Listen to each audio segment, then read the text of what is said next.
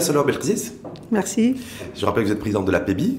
Et ce que je vous propose aujourd'hui, Salwa Belkziz, c'est de faire un tour d'horizon un petit peu de l'actualité, à la fois de la campagne de boycott et les premières conséquences économiques et sociales. On va aussi évoquer l'application de ce nouveau règlement de protection des données personnelles qui est effectif depuis lundi, depuis le 25 mai. Et puis on finira aussi par peut-être un péché mignon pour vous sur les élections de la FEM qui sont prévues le mardi prochain, le 5 juin. Nous avons reçu les deux candidates, mais je sais que vous êtes membre fondatrice et que c'est une élection aussi certainement qui vous tient à cœur. Donc on y reviendra en fin d'émission. Donc Salwa Belkziz, sur la campagne de boycott aujourd'hui, pendant très longtemps, on a ouvert le débat d'ailleurs. Ici même, il y a à peu près un mois, au lancement de la campagne de boycott, on a passé longtemps à dire c'est une machination, qui est derrière et autres.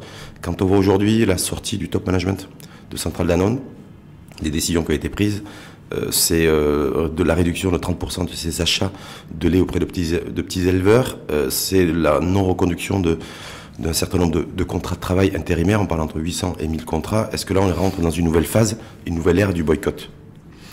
Les conséquences, malheureusement, comme tu l'as bien dit, Rachid, les conséquences sont pas bonnes, quoi, malheureusement, sur le plan économique, sur le plan les ressources, surtout pendant un mois de Ramadan, quoi, où c'est un produit qui est demandé. Et puis, je dirais, le fait d'arrêter le contrat de centaines de personnes, c'est quand même difficile. Mais pour moi, c'est une boycott qui, en fait, il y a deux raisons. Moi, je pense qu'il faut en tenir compte. Premièrement, il y a déjà le digital. Il faut vivre maintenant avec le digital. La circulation d'informations ne se fait plus comme avant. Et donc, il faut que toutes les entreprises en tiennent compte, y compris le gouvernement. Et donc, ne pas ignorer tout message sur Internet. C'est-à-dire quoi, Salwa Belkziz? Est-ce que vous considérez, vous, que l'exécutif, que le gouvernement, en fait, n'a pas pris la pleine mesure au bon moment de cette action, de cette initiative qui était mise en place sur les réseaux sociaux? Oui, tout à fait. Il faut que ce soit un signal d'alarme. Dès qu'il y a une information sur les réseaux sociaux, ça ne veut pas dire qu'il faut la croire, mais il faut l'interpréter. Donc, le gouvernement lui-même doit être outillé. Donc ce sont des nouveaux métiers. Espèce de centre de veille stratégique. Voilà, exactement. Ouais. C'est des nouveaux métiers qu'il faut créer et c'est des cellules de veille qu'il faut créer auprès du gouvernement et auprès de chaque ministère. Ça, pour moi, je dirais, c'est le premier message. Le deuxième message, c'est que cette campagne, je pense qu'elle prouve un malaise social, un malaise de pouvoir d'achat. Et qu'il faut absolument, c'est-à-dire il faut une réactivité, une rapidité dans toutes les actions du gouvernement. Il faut prendre les choses au sérieux. Je pense pas que ce soit la fin, malheureusement. Il faut activer tout le travail du gouvernement. Il faut activer justement la régionalisation, il faut activer les plans d'action. Il faut travailler beaucoup plus rapidement. Il faut être plus proche du citoyen. Il faut écouter plus le citoyen. Se mettre sur le même rythme que le digital, c'est ça en fait, parce que le digital, ça va très vite. Voilà, il faut qu'on travaille beaucoup plus vite. Franchement, c'est un peu notre problème, je pense, au Maroc. On va pas assez. Il faut accélérer la cadence. On travaille pas assez. Salwa Belkziz, parce que je rappelle, Belkziz, je rappelle que vous êtes aussi chef d'entreprise, président de la FEBI, chef d'entreprise. Lorsque le top management, le DG de la filiale Centrale Danone Maroc a fait ses déclarations, a pris ses décisions, vous en tant que chef d'entreprise, est-ce qu'il était dans ce rôle? Est-ce que vous êtes solidaire de ces décisions? Est-ce que vous comprenez parfaitement? Dans une entreprise, quand on n'est plus compétitive, quand le chiffre d'affaires diminue, on est obligé de diminuer les charges. Il n'y a pas d'autre solution. Maintenant, le gouvernement, il a également son rôle parce que la campagne, c'est pas uniquement par rapport au prix. Il y a des campagnes par rapport au prix, après il y a des campagnes par rapport à la qualité. Et là, il faut qu'il y ait des enquêtes. Et c'est là que je dis, il y a le Conseil de concurrence qui doit se remettre en place, il doit les réactiver. Et puis, il faut que chaque fois qu'il y a des rumeurs qui viennent du peuple, comme on dit, il n'y a pas de fumée sans feu. Il faut réactiver des enquêtes. Même on a parlé, par exemple, de l'eau, par exemple, Sidi qui est plutôt inondable. Là, il fallait tout de suite avoir activé une enquête, envoyer des gens sur place, vérifier, pour que les informations viennent d'une source sûre du gouvernement. Il faut que, en fait, le citoyen doit être informé officiellement et ne pas attendre. Chaque fois qu'il y a des rumeurs, des choses qui arrivent, il faut que le gouvernement prenne des décisions et informe. Que ce soit la réalité, il confirme ou alors il dément. Justement, sur le gouvernement et l'exécutif, je crois que c'est hier soir, Lassane Daoudi, ministre des Affaires générales et de la gouvernance, a dit clairement, il appelle à cesser le boycott. Est-ce que vous, Salwa Karkia Belkrisis, en tant que citoyenne avant tout, en tant que chef d'entreprise, en tant que président d'une association professionnelle, vous appelez aussi, vous, à cesser le boycott. Est-ce que voilà, quelle est votre position par rapport à ça? On voit sur les réseaux sociaux. Moi, je préfère un encadrement par des associations de protection de consommateurs, un encadrement par les partis politiques, ne pas utiliser uniquement les réseaux sociaux, parce que sur les réseaux sociaux, il y a quand même des choses qui sont vraies, mais il y a des choses qui sont pas vraies. Et donc, si il faut, voilà, il faut réguler, il faut réguler tout ça. Il faut vraiment réguler tout ça et que la jeunesse soit encadrée. Mais là, dans l'immédiat, apparemment, la situation est tellement urgente. Parce que les gens, ils continuent, par exemple, ils continuent à acheter de l'eau, sauf qu'ils n'achètent pas cette marque de l'eau, ils achètent d'autres. Ils continuent à boire du lait, parce qu'on est plein de Ramadan, mais ils ne boivent pas ce lait, ils boivent le lait de la concurrence. Donc, vous voyez, c'est un petit peu c'est la loi du marché et de la libéralisation. Donc, du coup, les conséquences, le fait qu'il y ait des milliers d'emplois qui soient menacés, vous dites, de toute façon, c'est la loi de la concurrence, on est dans une économie aussi semi-libérale. On est dans une économie ouverte et il faut que les chefs d'entreprise prouvent que la qualité y est et que les prix, un chef d'entreprise ne va pas venir expliquer la structure de son prix ni les marges, etc. Mais il faut qu'il montre qu'il est compétitif et que même par rapport à d'autres pays, par rapport au niveau de vie, etc. Parce que maintenant, le digital et Internet, il a ouvert les yeux de tout le monde sur le monde entier. Et donc, on ne peut plus se comporter comme avant. Oui, justement, parce que c'est d'ailleurs le directeur général de Centrale de la Lande disait, parce qu'il a fait ses sorties médiatiques, vous avez vu comme moi, en disant, mais nous, je comprends pas, parce que je considère qu'on est un dégât collatéral de cette campagne de boycott, parce que nous, on n'est pas cher, on n'a pas augmenté nos prix depuis 2013. Tout à fait. Donc, c'est des informations erronées. Voilà, donc, est-ce que ça veut dire aussi, parce que là, c'est plutôt la loi, président de la République. Il aurait dû, à mon avis, sortir plus tôt.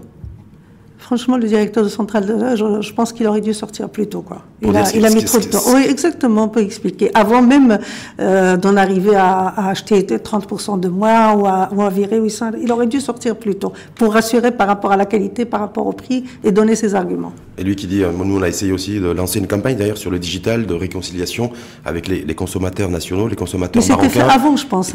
Ouais. C'est la coïncidence. Ça a été fait, à mon avis, lors de la dernière édition du SIAM. Oui, parce qu'il y avait justement une campagne pour pousser les gens à consommer plus de lait, parce que l'éducation, etc. Et malheureusement, il y a des gens qui ont compris que c'est venu, je dirais, pour répondre à cette campagne du boycott, alors que c'est pas vrai. Donc c'est pour ça que l'information, elle est. Bon, vous êtes dans l'information, mais elle est biaisée, il faut faire très attention. Voilà, et là, se dire aujourd'hui, c'est quoi? C'est la défense du pouvoir d'achat, parce que le gouvernement, la majorité gouvernementale, c'est encore réuni hier soir, de Selajgar, ça en est fait un peu le porte-parole en disant, nous, la priorité, c'est la défense du pouvoir d'achat. La défense du pouvoir d'achat, je dirais, mais dis pas comment. Le conseil de concurrence qui doit jouer son rôle, les syndicats qui doivent aider à encadrer, les partis politiques, je trouve qu'ils sont assez timides. Il n'y a pas eu beaucoup de sorties au niveau des partis politiques, alors que c'est leur premier rôle. Mais là, c'est le rôle des partis politiques. C'est le pouvoir d'achat, ou c'est sauvegarder l'emploi, ou c'est, comme vous avez dit, laisser le marché réguler tout ça, et la concurrence, laisser une libre concurrence entre les différents opérateurs, c'est la meilleure des choses, et c'est aussi peut-être que ceux qui appellent au boycott ou qui adhèrent, parce qu'on dit qu'il y a 80% ou 90% des gens qui adhèrent au boycott, sans savoir réellement ce que c'est que le boycott, et savoir le pourquoi du comment. Et puis surtout accélérer aussi les réformes, accélérer toutes les réformes qui vont permettre de créer de l'emploi, parce que les gens aujourd'hui, ils ont besoin de l'emploi pour gagner leur vie. Ils n'ont pas besoin qu'on les assiste et qu'on leur donne de l'argent. Donc, vraiment, c'est important. C'est important. Là, c'est l'ex-USPiste qui parle, là, c'est votre... c'est mon militantiste toujours. Il faut créer de l'emploi, il faut je dirais, répartir les richesses, mais les créer d'abord. Est-ce que vous avez peur, est-ce que vous avez des appréhensions négatives sur cette campagne? Ça sera ma dernière question sur cette actualité, sur la campagne du boycott. Je suis pas très rassurée, parce qu'il peut y en avoir d'autres. Il peut y avoir un effet de contagion. Tout à fait. Ouais, tout à fait. Et ça veut dire quoi? Ça veut dire que je crois que c'est la scène d'Audi aussi qui disait, attention, il y a le risque payé aussi, il y a les risques d'investissement, on l'a pas dit, l'investissement, c'est très très important, parce que les investisseurs, ils ont besoin d'une stabilité politique, mais ils ont aussi besoin d'une stabilité économique et d'une visibilité, aussi bien sur les droits, sur les fiscalités, sur les lois, etc. Ils sont en train d'analyser le comportement également de la population. Donc les investissements, c'est important pour nous, que ce soit des investissements étrangers ou marocains, c'est important. Et bien sûr, avec la RSE, des investissements d'entreprises qui seront labellisés RSE, qui vont payer leurs impôts, qui vont déclarer tous leurs salariés, etc. Donc ça aussi, c'est un point qui est important. C'est ce dont se vante aussi certainement légitimement le patron de Centrale d'Annonce, qui dit, nous, justement, en matière de RSE, on est carré, on répond aux règles internationales, parce qu'on est une multinationale. Ce qui est vrai, de peu de choses que je connaisse, oui, ce qui est vrai. Ce que je rappelle aussi il a aussi annoncé le gel de dons aux associations, aux fondations, de par les difficultés que rencontre l'entreprise. Donc ça veut dire qu'au-delà de l'emploi, des menaces sur l'emploi direct, des petits éleveurs, il y a aussi une menace, voilà, vis-à-vis de tout le tissu associatif et des fondations qui bénéficiaient du financement de la Banque centrale d'Inde. Donc c'est tout un écosystème. Puis malheureusement, ça tombe pendant ce mois sacré de Ramadan, quoi. C'est une matière qui est indispensable, quoi, pour. Le lait. Mais comme vous avez dit aussi, si j'ai bien retenu, c'est que de toute façon, on continue. Oui, exactement, il y a d'autres laits, tout à fait. Donc, ça a servi certainement à d'autres concurrents. D'autres concurrents. Qui ont acheté chez ces agriculteurs. Donc le malheur des uns fait le bonheur des autres. C'est la vie. Et ceux qui jouent sur la fibre aussi populiste, c'est ça la dernière question, en disant oui, attention, de toute façon, c'est des étrangers, c'est une boîte étrangère qui voilà. Nous, on a besoin l'argent n'a pas de couleur. On a besoin d'investisseurs, peu importe. Pas de religion, pas d'odeur. Exactement. Du moment où ils créent de l'emploi sur place et du moment où ils payent leurs impôts au Maroc, on a besoin de tout. Très bien. Deuxième actualité sur nouveau cadre juridique, c'est ça? On peut le présenter comme ça? Nouvelle réglementation sur la protection des données personnelles. Oui, tout à fait. C'est vous, président de la PEBI. Donc, c'est effectif depuis le 25 mai. Tout à fait. En fait, c'est la transformation de la directive de l'Union européenne qui est là depuis 95 et donc qui donne plus de droits en fait aux citoyens européens de protéger ces données personnelles.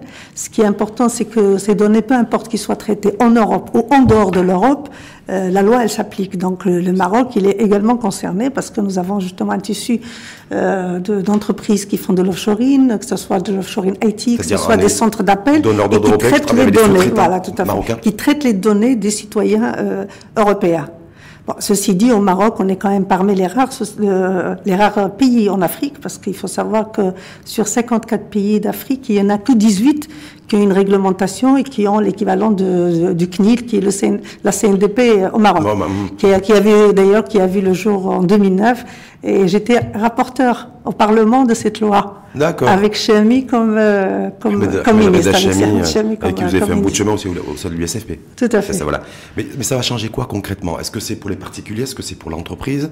Est-ce que ça va, c'est aussi une obligation pour se conformer à un certain niveau de standard pour continuer aussi à pouvoir travailler avec les marchés européens? C'est ça en fait? C'est vraiment une obligation de se conformer, donc surtout pour toutes les entreprises, que ce soit direct ou même sous-traitants, qui manipulent les données personnelles de citoyens européens. Pour le moment, c'est pas le citoyen marocain qui est concerné. Donc le citoyen marocain, c'est une directive pour protéger le citoyen européen. Pour protéger le citoyen européen. Et si c'est pas respecté, ça peut aller jusqu'à 4% du chiffre d'affaires. Il faut faire donc très très attention. En termes de sanctions financières. En termes de sanctions financières. Bien sûr, le citoyen marocain, il est protégé par la loi actuelle 2009 et par la CNDP. D'ailleurs, qui traite pas mal de dossiers, mais il n'est pas concerné par cette loi. Mais on nous a demandé, c'est-à-dire la loi maintenant, elle doit être modifiée. Donc il va y avoir, on travaille déjà la PEBI avec la CNDP et le ministère de tutelle. Nous travaillons sur les amendements pour rendre cette loi justement conforme. C'est-à-dire l'actualiser par rapport au nouveau exactement, cadre. Par rapport tout à fait au nouveau cadre. Mais grosso modo, il n'y a pas de crainte particulière à avoir, il n'y a pas de menace particulière qui pèse sur les opérateurs, acteurs du offshoring. S'ils ne se conforment pas, si, bien sûr, les opérateurs offshoring, ils doivent faire des déclarations chaque fois qu'il y a des violations, c'est ça? Exactement. Et enfin, c'est qu'il y a des violations, ils doivent prévenir. Et nous, on est en train de travailler avec, justement, Chami qui est au niveau de l'Union européenne, parce que il doit intervenir auprès de l'Union européenne pour que nous, on soit conforme, pour que notre loi soit conforme. Qu'on soit homologué, c'est ça, en fait? Voilà, tout à fait, qu'on soit homologué, ce qui n'est pas encore le cas actuellement. Extra-communautaire, en fait. Et la Tunisie a pris de l'avance sur ce point-là. C'est vrai? Oui, tout à fait. Pourquoi? Parce qu'ils ont Ils sont déjà réglementés. Ils ont déjà proposé des modifs au niveau de leur loi. D'accord. Donc là, on est sur rien de particulier. Il faut continuer. Nous, on a proposé. Nous, on a fait tout un mémorandum d'une 3-4 pages qu'on a envoyé à CNDP, qu'on a envoyé au ministère. On travaille avec eux. Donc, j'espère que prochaine séance parlementaire, prochaine rentrée parlementaire, j'espère que ça passera. Et sur les entreprises concernées, c'est ce qu'il y a. On a fait d'ailleurs, mardi dernier, on a fait un fort débat sur l'offshoring et on a ramené le CNDP qui a bien explicité par rapport au niveau des entreprises qu'il fallait faire. Donc les entreprises sont en train de se mettre en conformité. Il y a une prise de conscience, j'avais dit numérique. On peut parler de conscience numérique d'ailleurs? Oui, il y a une prise. Moi, je dirais même il y a comment on l'appelle, au lieu de la démocratie, moi je dis maintenant la démo numérique, la démocrat numérique. La démocrat numérique. Oui, parce qu'au niveau de l'Afrique, ça va nous permettre de gagner du temps et faire des sauts de grenouille et aller plus vite, quoi. Et justement, parce que je voulais aussi voir avec vous parallèlement à ça, il y a aussi la stratégie Maroc 2020, stratégie numérique, et la mise en place aussi d'une agence nationale en charge de digital. Tout à fait, qui a déjà été créée, qui est opérationnelle, qui a fait son premier, je dirais, sa première action, c'était la participation du Maroc pour la première fois au salon Vivatech à Paris. Ouais, c'était la semaine dernière. La semaine dernière, franchement, on était très très bien représentés en tant que pays. Donc il y avait l'APB, il y avait à peu près 17 startups marocains, et puis il y avait également les donneurs d'ordre qui travaillent justement avec ces startups comme l'ONCF, Attijari Wafa Bank, l'IDEC, la Royal Air Maroc. Et puis on a animé avec le ministre et moi-même, on a animé 2 ateliers, un le matin à Vivatech et l'après-midi au niveau de la station F, qui est en fait le plus grand incubateur d'Europe, qui est installé à Paris, et donc ça a été organisé par notre ambassade marocain en France. Vraiment, c'était un très bel événement. D'accord. Et là, ça a permis quoi? Est-ce que ça permet d'abord une visibilité par rapport au Maroc, par rapport à ces startups marocains, justement, c'était vraiment une première. Et puis on espère qu'à partir de l'année prochaine, ce sera plutôt un stand Afrique, comme il a dit Moulay Hafid, et pas uniquement un stand Maroc. Où on inviterait. Oui, tout à fait. Où on inviterait les startups de différents pays d'Afrique. Et sur la stratégie Maroc 2020, l'Horizon a fait cette fameuse stratégie 2020, il y avait quand même des objectifs qui avaient été annoncés, réduction de 50%. Qui ne sont pas encore assez ambitieuses, qu'on aimerait qu'ils soient encore plus ambitieuses, parce que 2020, c'est il faut bouger un peu plus. Il faut bouger un peu plus. On attend la nomination par le Conseil des ministres, par Sa Majesté, du nouveau DG de l'Agence de développement digital. Parce qu'actuellement, c'est une directrice par intérim. Et on prépare aussi notre 3e édition de l'ITEX. L'ITEX qui est prévu cette année, il est prévu du 4 et 5 octobre, mais à Rabat, parce que les administrations ont eu du mal à venir chez nous les 2 premières éditions, alors nous, on va aller chez eux maintenant. Les administrations aussi, je rappelle que... oui, parce qu'il y a la partie e-gov qui est très importante. Aussi. Oui, tout à fait. La dématérialisation, tout ça va aider justement, je veux dire, les citoyens, ça va les changer. Tous ces jeunes-là qui sont sur le digital, si on leur donne tous les moyens de faire tous leurs papiers, d'accéder à tous les services, d'accéder aux informations, etc., par le digital, je vous assure, ils auront moins de temps pour faire autre chose, pour chercher et faire autre chose. C'est-à-dire, ils auront moins le temps de soutenir les campagnes de boycott. C'est ça, c'est ce que vous voulez dire? C'est ce que vous avez fait. Je sais pas, peut-être que j'ai pas fait forcément une bonne déduction, mais justement, sur cette agence, ça va être quoi le champ d'intervention? Parce qu'on a peut-être du mal, moi, en préparant l'émission, je me dis, ok, il y a cette agence nationale du digital qui va être là. Elle a un rôle très, très important. Elle a un rôle très important. Et le premier rôle, déjà, c'est de pouvoir fédérer entre les différents départements ministériels. Parce qu'on appelle l'interopérabilité. Parce que ce qu'il faut, c'est qu'un citoyen, sur le même portail, il puisse faire il peut accéder à tous ces services. Il peut plus. Unique où il y a tout. Voilà, exactement. Et donc ça, c'est le rôle, un petit peu l'ouverture, donc c'est le rôle de l'agence. Il y a toute la partie réglementation. Il faut adapter tous nos règlements, les CPS, etc., aux nouvelles technologies, avec ce qu'on appelle le cloud, le size, etc. Donc l'agence doit proposer justement des textes réglementaires, doit les défendre avec le ministère au niveau du Parlement, etc. Donc ça, c'est un travail qui est très important. Il y a le chantier qui est le soutien aux startups. C'est très important. C'est un rôle que l'agence, justement, va mettre, je veux dire, en correspondance. La partie soutien de projet. Alors, il faut travailler sur un statut spécial pour les startups, comme ça a été déjà fait en Tunisie il y a quelques semaines. Donc, ça, c'est important. Et à partir financement, réglementation, etc., et mettre les startups en relation avec les donneurs d'ordre, parce que ce qui importe, c'est d'avoir leur première commande. Et puis, bien sûr, veiller à ce que, justement, à mutualiser tous les gros projets e-gov entre différents ministériels. Quand vous avez un ministère qui a, je sais pas, je prends par exemple le ministère de l'enseignement qui a 12 académies régionales, il faut mutualiser le même système d'information pour les 12. On peut pas, c'est pas la peine d'investir chaque. Donc l'agence a énormément de chantiers, à faire. Plus la PME, plus. Dans l'objectif de Maroc 2020, je crois que c'est 50% aussi de la dématérialisation. J'espère que ce sera plus, c'est pas assez. Mais il y a un enjeu social aussi là-dessus, non? Est-ce que quelque part, on a à la fois un enjeu technologique de développement, de progrès technologique, et à la fois aussi un enjeu social, parce que c'est peut-être au détriment de l'humain, du fonctionnaire en l'occurrence. La technologie, ce n'est qu'un moyen. Ce n'est qu'un moyen d'améliorer justement la vie du citoyen, c'est tout. Et puis c'est un secteur où on peut créer des milliers d'emplois. Vous savez très bien qu'on a beaucoup parlé de la fuite des cerveaux, et donc on peut former en 6 mois des développeurs sur différentes technologies. On peut les utiliser au Maroc, comme on peut les envoyer tous en Europe, et ils auront une très belle expérience. Ils reviendront dans le pays. C'est c'est une richesse et on va créer de l'emploi. Ce qu'il faut, c'est qu'on crée de l'emploi. C'est notre enjeu principal au Maroc. Juste un dernier mot sur l'enjeu de l'innovation aussi. On se rend compte que quand on ne produit pas de l'innovation, on l'achète, on l'importe. Tout à fait. Il faut encourager l'innovation, même dans des secteurs, par exemple, innovants comme l'automobile, l'aéronautique, où il y a un travail extraordinaire qui est en train de faire, mais il faut encourager l'innovation au niveau de ces écosystèmes, au niveau des sous-traitants de ces grands opérateurs. C'est ça qui importe. Et c'est pour ça que travailler avec les startups, c'est la solution pour l'innovation. On ne peut plus innover, nous, maintenant. C'est les startups qui ont C'est les nouveaux profils aujourd'hui. C'est les nouveaux profils qui faut faire confiance aussi. Tout à fait. Il faut faire confiance, il faut leur passer leur première commande, il faut les encadrer. D'ailleurs, c'est pour ça qu'au niveau de la PEBI, nous avons créé un pôle pour les startups depuis janvier 2018 dans ce nouveau mandat et qui est présidé par justement une startup. Et à Vivatech, tous les startups, je vous assure, ils sont venus me voir, les startups marocains. Ils nous ont dit, nous, ça fait une année et demie qu'on travaille et on n'arrive pas à être écoutés. On voudrait que ce soit la PEBI qui porte notre voix. On veut tous adhérer à la PEBI. Et on a fait un statut spécial avec une cotisation vraiment juste symbolique pour justement parler à leur niveau, pour les pousser. Pourquoi c'est dur?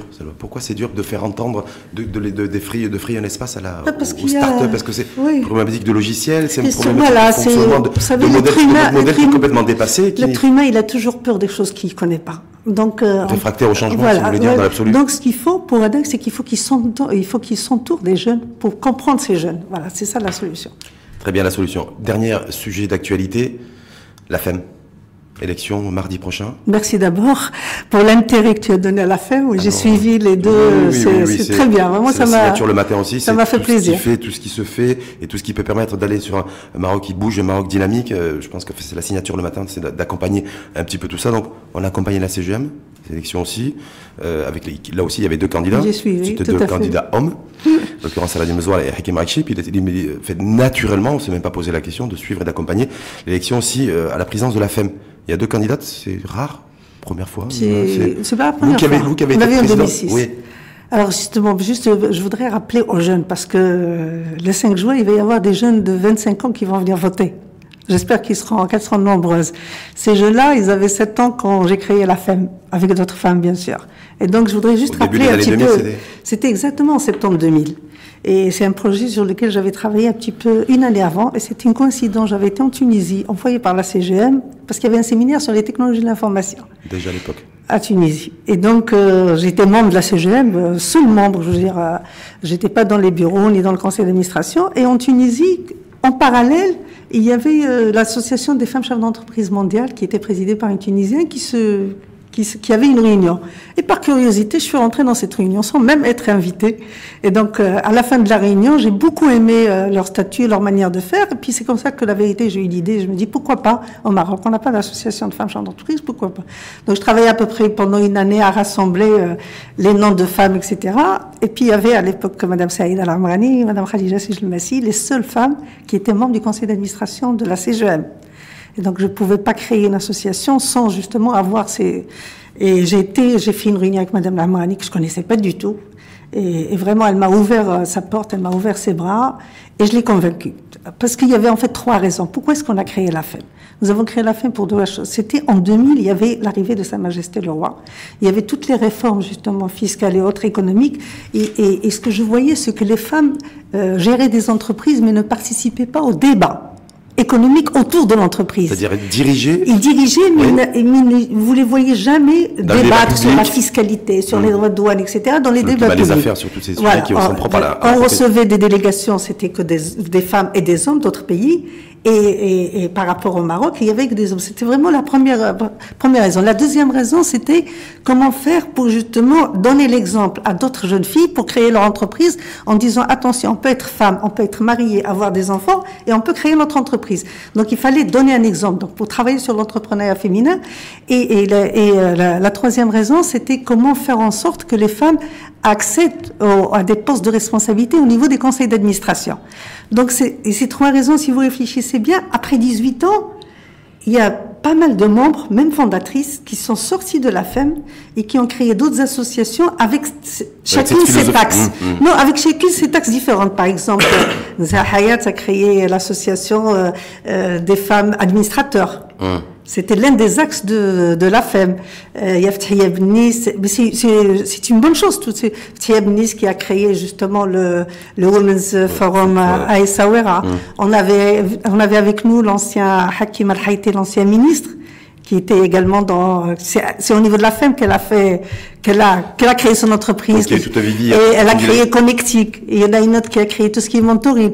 Et finalement, il y a plusieurs associations qui se sont créées. C'est pour ça que quand vous posiez la question aux concurrentes, comment ça se fait, peut-être que le nombre d'adhérentes a diminué. C'est une réalité chiffrée, j'ai envie de dire. Oui, non, mais tout à fait. D'abord, ça vient de là, parce que maintenant, il y a plusieurs associations qui militent pour la participation économique des femmes. Et la deuxième chose, n'oubliez pas qu'on avait une femme en tête de patronat. Et ça oui, mais ça a fait forcément de l'ombre à l'affaire, ce qui est tout à fait normal. D'accord. Ben oui. Donc la perte de rayonnement de la FEM ces dernières années, c'est l'une des fondatrices. Oui. Parce que les fondatrices, c'est moi-même, Saïd Al-Amrani, Nza Hayat, Afif Abou Taleb, Myriam Salah. Et donc on a toujours... Le fait d'avoir une présidente alors le fait d'avoir une présidente femme, d'abord c'était un rêve d'avoir une présidente femme. On avait fait une journée brainstorming et on devait mettre chacun son rêve dans une enveloppe. C'était en 2001. D'accord. Et moi dans mon enveloppe j'avais mis mon rêve, c'est que le patron des patrons soit une femme.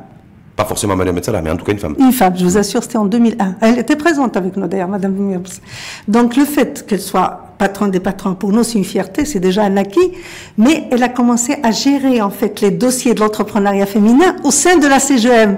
D'accord. Ils n'ont pas été pris en compte ces 6 dernières années par la FEM. Donc je suis sûre que maintenant, même si la FEM est membre de la CGM. Même si la FEM est membre de la CGM, et d'ailleurs on s'est battu pour changer les statuts avec Chami, et il nous a accordé 2 sièges au niveau de la CGM. C'est pas Ahmed Reda Chami, mais c'était Hassan Chami. C'était Hassan Chami, voilà, oui, tout à fait. Non, c'était Hassan Chami. Là, il y a 2 candidates qui sont en lice. Leïla Andalousi, qu'on a reçu hier. C'est tant mieux, parce qu'on n'a pas eu de candidature depuis 2006. On n'a pas eu de candidature depuis 12 ans. Donc là, c'est bien. J'ai vu qu'il y a une dynamique, il y a des programmes, c'est des femmes qui se connaissent, qui sont d'ailleurs des amies, qui étaient pendant de longues années des amies. Tout ce que j'espère, c'est qu'après, elles resteront des amies. Et que, je veux dire qu'il n'y a pas de cassure, parce que malheureusement, souvent au Maroc, quand il y a des élections, par la suite, il y a des cassures. Donc j'espère que ça va pas être le cas au niveau de... Il y a une cassure au niveau de la CGM entre Saladin Mezouar et Hakim Maraki. Je connais pas encore son équipe. J'espère qu'il sera dans son équipe. C'est important. Ouais. Moi, j'avais perdu, il y a une dizaine d'années, je m'étais présentée à la PEBI, et j'avais perdu de 5 voix, et j'ai accepté d'être vice-présidente du président.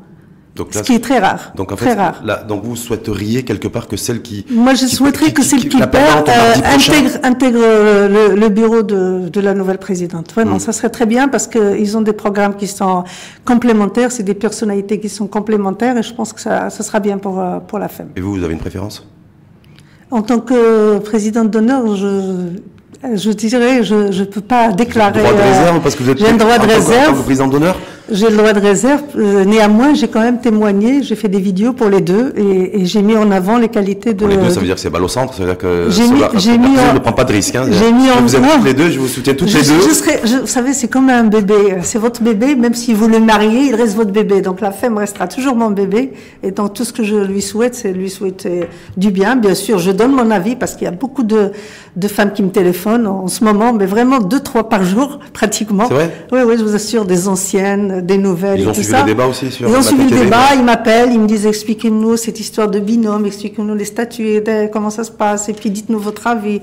Et donc, franchement, je donne mon avis sur les deux candidates, quoi. Je montre un peu les qualités et les. En tout cas, il y aura une nouvelle présidente à la tête de la FEM mardi prochain. Mardi prochain. Il y a un nouveau président qui est en train de s'installer confortablement tout à fait. À la tête de la CGM, Saladin Mezouar, que vous connaissez très bien. Et l'enjeu pour la FEM, c'est encore très important. Oui. L'enjeu, il est encore important parce que vraiment, avec tout le travail que nous avons fait, on a fait un bon travail. D'ailleurs, la garantie pour les femmes entrepreneurs, c'est Ileiki, c'est la FEM qui a fait du lobbying pour l'obtenir, les réseaux, etc., la régionalisation et tout. Mais on voit malheureusement que le pourcentage de l'entrepreneuriat féminin, il diminue, il est faible. Il décolle pas, en tout cas, il a 10, ouais, 11, et je pense que la FEM maintenant doit passer à une étape supérieure. Elle doit absolument absolument, je dirais, discuter avec le gouvernement autour d'une vraie stratégie de l'entrepreneuriat féminin, d'un contrat-programme. Je souhaiterais que la FEM signe un contrat-programme avec le gouvernement, avec des objectifs en disant d'ici 2025, je voudrais arriver à 20% d'entreprises créées par les femmes. Et qu'est-ce qu'il faut faire? Et on s'engage, et ceci avec l'aide de la CGM, parce que nous avons eu la promesse également de Mzouar, que je dirais tout ce qui est entrepreneuriat féminin sera traité par la FEM, et puis qui se battrait pour une meilleure, justement, participation des femmes au niveau de l'économie. C'est très important. Et sur l'élection de Saladin Mezouar? Parce que je vous ai croisé effectivement Tout à fait. Nous, je reprends ma casquette de président de la PEBI. Oui. Nous avons reçu les deux candidats en conseil, tout à fait. Et le choix a été effectivement majoritairement porté sur Mzouar, qui a mis le digital au centre de son programme de transformation digitale et qui va donner à la PEBI, j'espère justement, le rôle principal pour accompagner les autres secteurs dans leur projet de transformation digitale. Donc pour vous, Saladin Mezouar, c'était déjà le candidat que vous avez soutenu, et deux, le candidat qui est idéal, en tout cas le meilleur candidat à la tête du patronat? Franchement, sans rien envier à Marachi, qui a fait une excellente campagne et qui est vraiment qui est un homme avec beaucoup de qualité, mais je pense que c'est pas encore le moment pour lui. C'est vrai, c'est trop prématuré, il faut qu'il attende 3 ans, pourquoi pas, 4 ans, c'est ça? Non, c'est que 3 ans. 3 ans, voilà, 3 ans, on vient de se dire. Nous, à la FEM, on change tous les 3 ans. Bon, la CGM, c'est exceptionnel. Il y a eu quand même 2 mandats pour Mariam Salah, mais... C'est Saladin Mezouar qui a fait une déclaration, d'ailleurs, je crois, hier. Je n'ai pas suivi. Sur le boycott. Ah oui, il a dit que le bureau va se réunir. Ouais, le bureau va se réunir. On ne connaît pas encore son bureau, parce qu'il est en train de travailler là-dessus. Il est en train de travailler là-dessus. En tout cas, il a dit pour contenir le boycott, comme disait en il a raison, parce que les entreprises sont concernées. Il faut un électrochoc politique. Est-ce que vous partagez ce point de vue? Il a parlé d'électrochoc politique. Motia Berriat, qu'on a reçu la semaine dernière ici, il a dit qu'il faut aussi une espèce de décharge, un électrochoc. Franchement, il nous faut peut-être un gouvernement qui est plus ramassé, qui est plus cohérent et qui est dans l'action. Malheureusement, c'est pas le cas. Votre ancienne famille politique, parce que je ne sais pas les relations aujourd'hui que vous avez gardées avec l'USFP. Amical, je n'ai aucune activité. Je ne milite plus du tout, mais... Ils sont dans le gouvernement.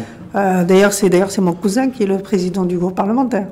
Ah bon? Oui. Vous lui parlez, vous êtes toujours en contact avec lui? Ah ben oui, quand on va à Ouazan, il est Ouazani, quand on va à Ouazan, on parle beaucoup du SFP, mais toujours avec regret du passé. Mais bon. Vous avez la nostalgie du passé, de votre passé au sein de l'USFP? Tout à fait.